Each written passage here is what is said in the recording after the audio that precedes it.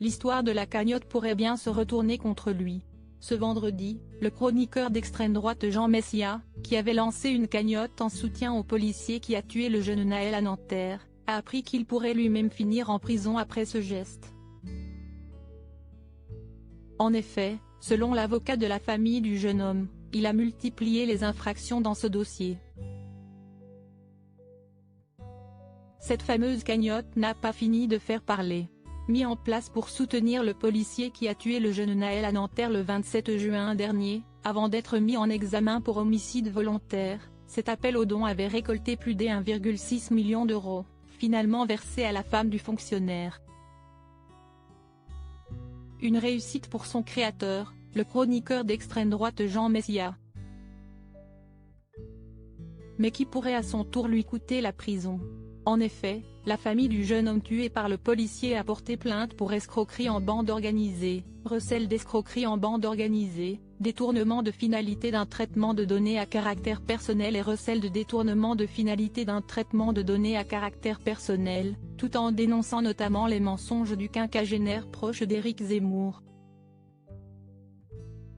Celui-ci avait opposé le fonctionnaire de police, présenté comme un héros du Bataclan, et l'adolescent, qu'il décrivait publiquement et mensongèrement comme un multirécidiviste. En réalité, le policier ne serait, en aucun cas, intervenu lors des attentats à Paris. Et, pire, les informations données sur Naël, nécessairement données par un ou plusieurs membres des forces de l'ordre et dans le but de le criminaliser, entreraient manifestement dans la violation du secret de l'instruction. Prison ferme et lourde amende. Et cette lourde faute pourrait lui coûter très cher, puisqu'elle est punie de 3 ans d'emprisonnement et 45 000 € d'amende.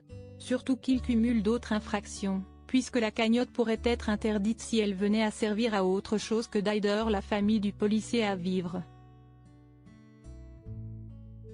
En effet, si elle est utilisée pour payer une amende, une sanction ou des dommages et intérêts, elle deviendra illégale et devra être rendue.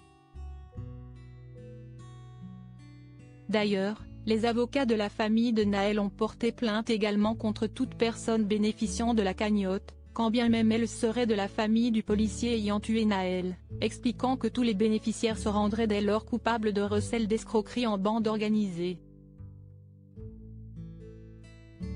Selon nos confrères de BFM Télévision et de l'Indépendant, mises bout à bout, l'ensemble de ces infractions sont passibles de 10 ans d'emprisonnement et d'1 million d'euros d'amende.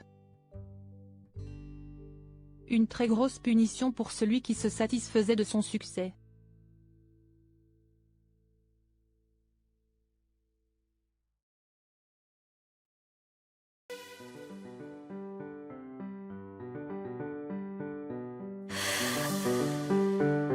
넌